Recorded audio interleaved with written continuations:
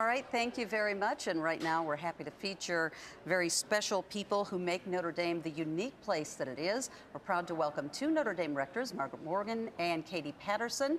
And joining them is Fr Pete McCormick, a former rector and chaplain for the Notre Dame men's basketball team. So thank you very much for joining us today. Thanks for having us. Thanks. Margaret, I'm going to start with you. Now, I have a son who's an RA, so I know how important rectors are here at Notre Dame. How do you carry out your mission? Yeah, that's a great question. I think we carry out our mission of living in community and making Notre Dame such a special place by wearing lots of different hats. We do the administrative things. We live in the midst of the community. We work with students through good, through bad. We do team building. We do fun events. We're their cheerleader. We're their counselor. And we also make sure they have a bed that they can sleep in. Right. So we do lots of different fun things. Very important. That's right. Katie, I understand you're relatively new to this role. So Yes. What have been some of your favorite experiences that you can share with our audience? Sure. I've just really enjoyed getting to know the girls, helping to develop my staff.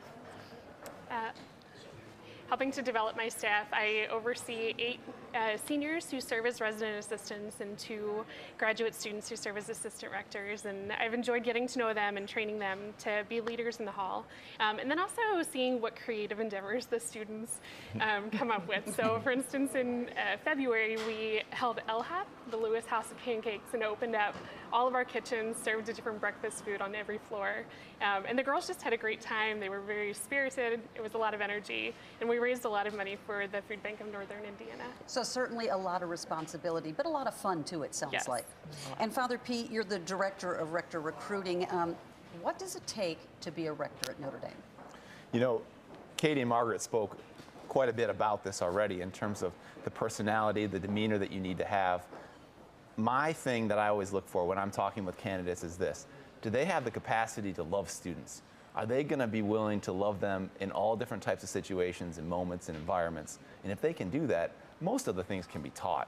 But it's this real willingness to meet students where they're at and to care for them in that way, to give them a sense of home here at Notre Dame, which is in many ways the X factor that we look for. Okay, now it's been a while since my brother was a student here and I was at St. Mary's. So Sure. Fr Pete, how has this role changed as a rector over time? That's a great question. We've seen this role change in considerable ways, but the focus remains the same. And so the types of people who are coming into the role look a little bit differently. When Notre Dame was an all-male institution and all the priests ran each and every hall, it has evolved. Certainly Notre Dame then goes co-ed in the 1970s, and we begin to bring women's religious in to run our halls. And more recently, we've had a number of lay men and women who are passionate about this type of work entering into the rector role. And it's been neat to see this role evolve and to think about the rector community. We have 31 rectors, 29 of which are undergraduate, and there's a variety of priests, brothers, sisters, lay men and women that all come together with the same purpose and focus, which is to continue this extraordinary mission of caring for our students, building these homes, these communities that mean so much to them. Yeah, and you have such an impact on their lives, and anybody who wants to jump in here, but how do you stay connected with them, because you do form such great friendships after they graduate? We do it in a variety of different ways. So there's the personal relationships where students just send emails or cards, or thank God for social media sometimes, right, with Facebook and being able to track and know where they're living.